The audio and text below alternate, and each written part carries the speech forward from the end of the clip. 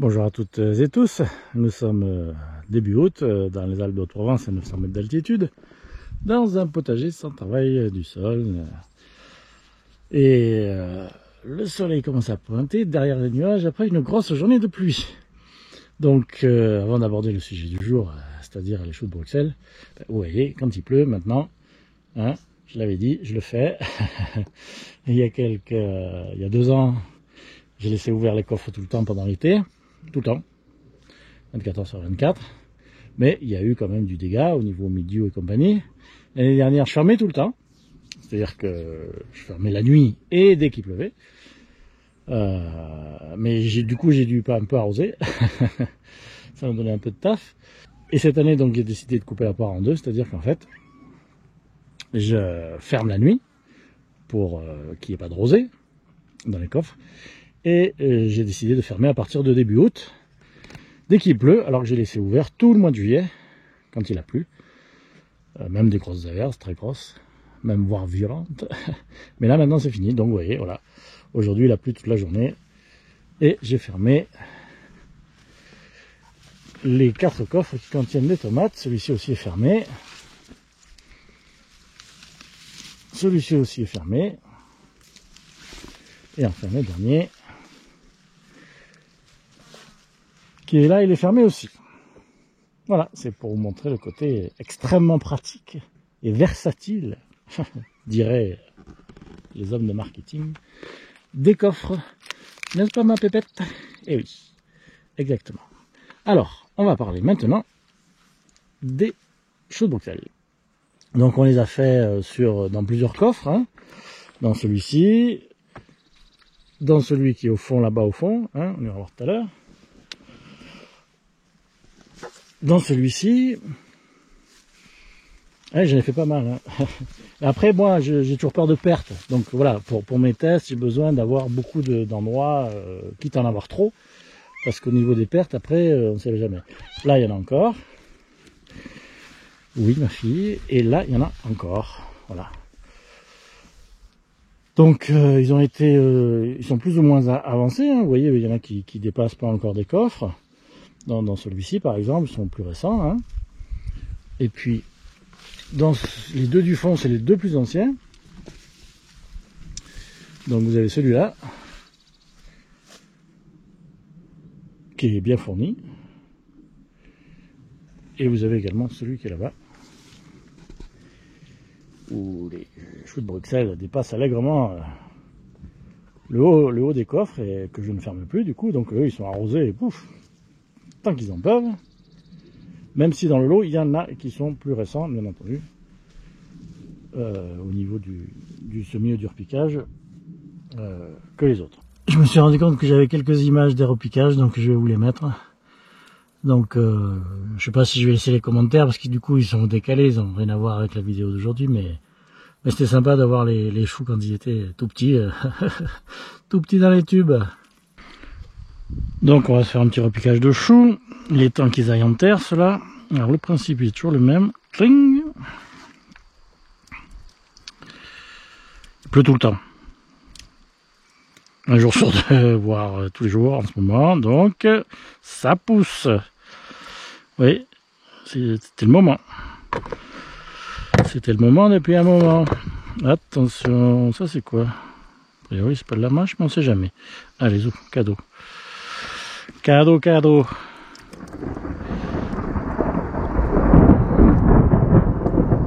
Je sais pas si je vais repiquer longtemps. Hein. Bref.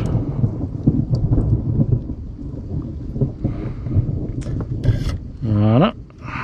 Alors ça fait un 3e pour le plaisir. Voilà, le tube, alors le tube, il est pas adapté. Il est trop petit. Ça, au début, je tâtonnais un peu, hein, je savais pas trop les dimensions qu'il fallait selon les cultures. Maintenant, ça va, je suis un peu plus calé là-dessus.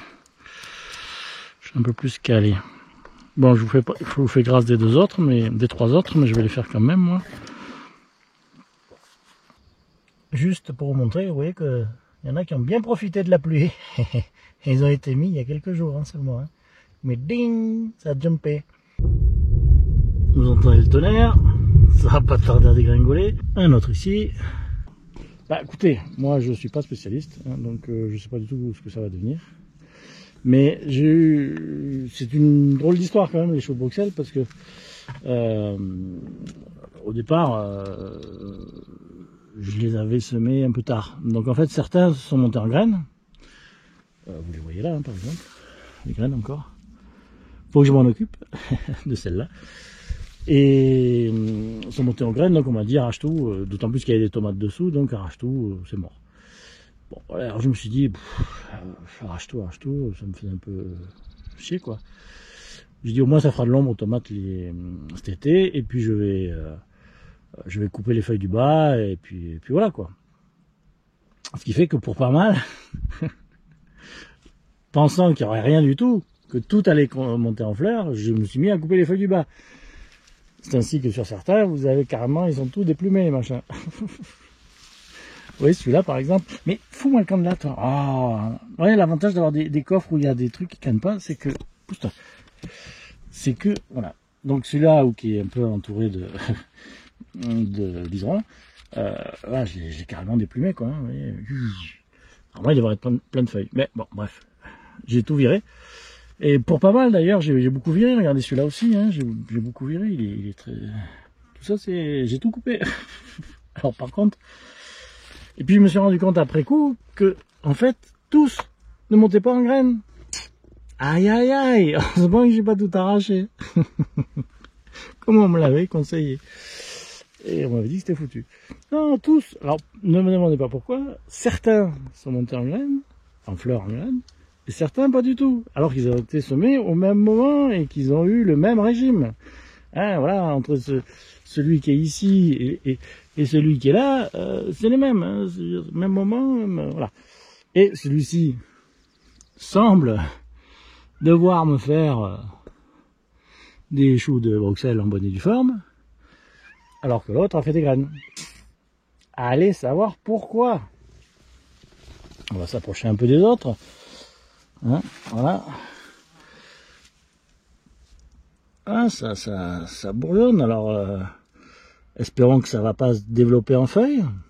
À moins de les arracher au bon moment, je sais pas très bien comment il va falloir que je fasse.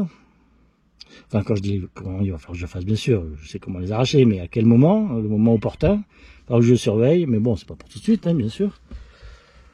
Parce que vous voyez là, par exemple, ça a tendance, alors, à faire la feuille. Alors après, bon, peut-être là aussi, il y a certains, comment dire, c'est plus un bouton, ou alors, hein. Donc là aussi, il va falloir que j'apprenne. Bon, ceux du bas, c'est un peu différent. Mais bon, il va falloir que j'apprenne à faire ça. Je me suis pas énormément documenté, parce que en fait, je me suis dit que c'était mort. Et donc j'ai pas beaucoup fouillé la question. Puis là, quand même, je me dis que bon, ça prend une tournure à peu près correcte. Hein. Il faudrait que je bosse le sujet et que je vois si ça va faire quelque chose ou rien du tout. Mais ça, on le saura en quelques temps. Bon, après, il y a des développements qui sont différents selon les choux, hein, parce que voilà, même des petits comme ça, voilà, ils sont bien, ils sont corrects, quoi. Bon, mais est-ce que ça va faire juste un paquet de feuilles ou la boule qu'on a l'habitude de voir et de manger, ça, that is the question.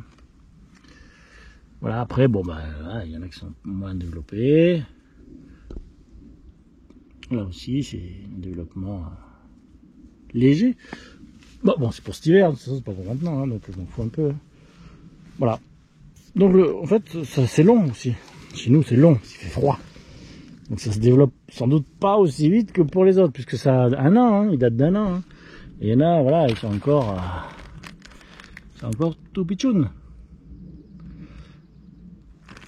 Donc c'est une grande aventure, longue, longue, et qui m'occupe les coffres, mais bon,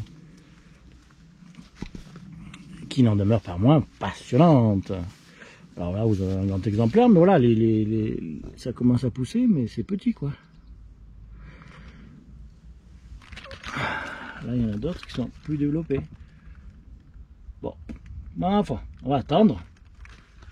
On va dire que c'est un point d'étape et un point de présentation. Après un an alors de culture, non, on fait rien, hein, à part les protéger l'hiver en couvrant.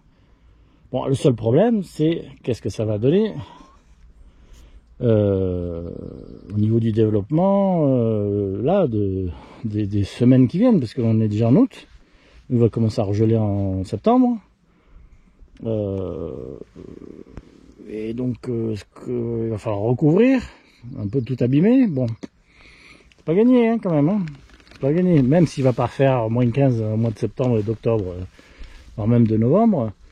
C'est pas gagné. Mais bon.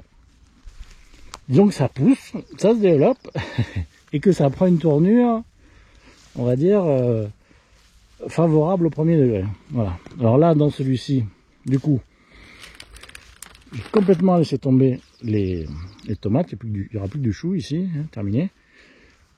Moi, j'ai pas à m'en occuper, c'est-à-dire au niveau arrosage, je mets la pomme d'arrosage et terminé. Je laisse tout le temps ouverte pendant des mois, donc il n'y a pas de manutention. La seule manutention qu'il y a, si cependant, c'est pour l'été. Quand il fait trop chaud, je couvre. Quand je dis l'été, c'est ce jour-ci. Hein. Donc, tous les jours de grand soleil, je couvre. Voilà. Parce que ça tape fort. Hein. Et alors, dans les autres, c'est bizarre, c'est différent. Ça fait... Mais dans celui-là, pour quelle raison, j'en sais rien. Peut-être parce qu'à la disposition... Voilà, ah, c'est malin. Alors, vous voyez pourquoi j'ai mis les planches au milieu, hein. Parce que j'avais mis les canisses partout. Et ces abrutis de chats, évidemment, ils sont passés sur les caniers. C'est, vous voyez, ouais, tout ce qui est cassé, là. Voilà. Toutes les feuilles cassées, c'est les chats qui sont montés sur les canisses, qui sont passés à travers, qui m'ont fait tomber les canisses et qui ont cassé les choux. Bref. Donc là, aussi, il y a de l'ancien, bah, vous l'avez sous les yeux, hein, mais pas du très très vieux.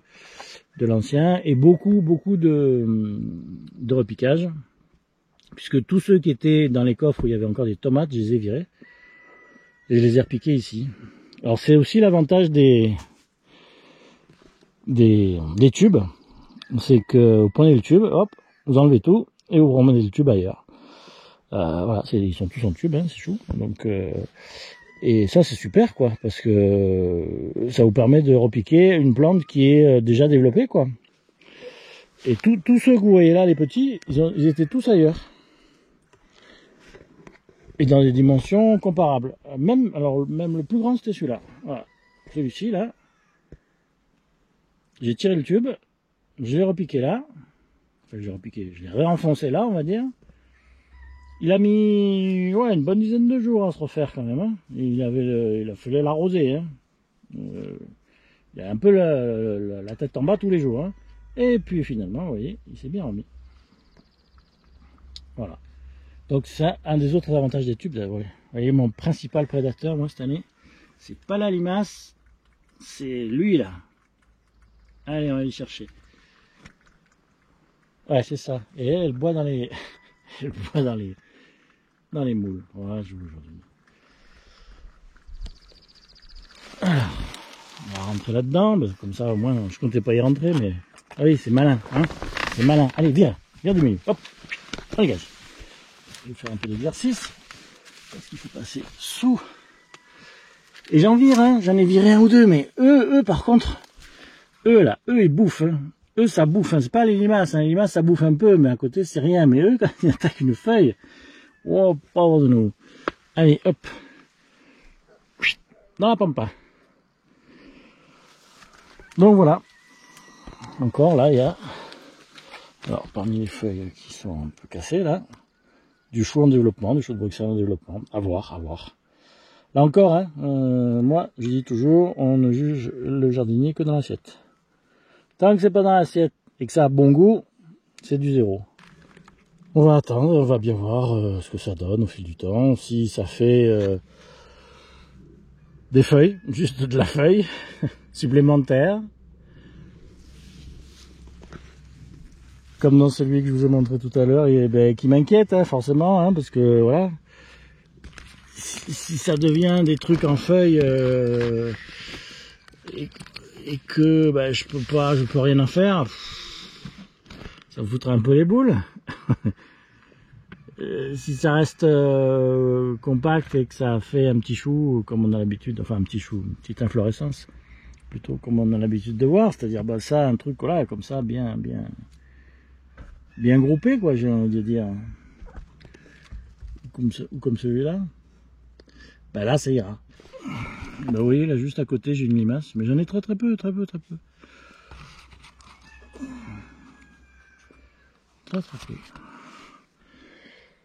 Avant j'en avais des tonnes. Je sais pas ce qui s'est passé, je sais pas. Moi je la balance, mais c'est tout, ouais, même pas je la tue. Parce que en fait, bah, bien sûr il y a des trous, mais il y a de tout hein, qui bouffe les choux, hein. Faut pas croire, il n'y a pas que les limaces, il y a des escargots, il y a des espèces de... Alors je dis les gendarmes, mais je pense que je vais me faire reprendre de voler parce que... Enfin j'ai des trucs qui ressemblent à des gendarmes, des rouges et des jaunes. Et je sais pas si c'est des gendarmes ou pas, mais bref. Donc voilà. Mais sinon, non, j'ai pas de limaces, j'ai quasiment pas de limaces. L'année dernière, ça aurait été farci. Alors, je sais pas ce qui s'est passé. Je le dis à chaque fois, j'en sais rien. Est-ce que c'est l'équilibre qui s'est formé? Est-ce que, voilà, je sais pas. En revenant à nos choux, ben voilà, il n'y a plus qu'à attendre le développement et voir si ça se, si voilà, quand ils sont dans l'assiette, je vous les montrerai. Hein. On va pas les refilmer, hein, parce que bon, tout est bien qui se développe bien, mais pour savoir si ça se finit bien, ben, il faudra attendre la marmite. Et voir si j'arrive à en sortir des choux, parce que là voilà, alors j'en ai vu certains qui avaient des diamètres de 2-3 cm, d'autres bah, dans le commerce bien sûr ils en étaient à mettre plutôt de 3-4 cm, hein, voilà, bon, bah je verrai, hein, ouais, si je peux avoir au moins du 3 cm, ouais, j'aimerais bien avoir du 3 cm quoi, pas juste des billes quoi, hein. Un peu des grosses, comme on disait quand on était des gamins, comment c'était les grosses billes, ouais, les grosses je crois. Donc voilà, on verra. On se quitte là-dessus, hein, sur cet espoir de choux de Bruxelles. Et puis si ça marche bien, bah écoutez, hein, Barca comme on dit, et la suite au prochain épisode, parce qu'il y a une suite. Mais là je la filmerai séparément, sinon ça va être trop long, c'est déjà long. Je vais m'arrêter là. Donc pour bien entendu reproduire sans rien faire ce travail de la nature, grâce à ça, bien sûr. Grâce aux graines produites naturellement par les choux eux-mêmes dans les coffres où ils sont implantés.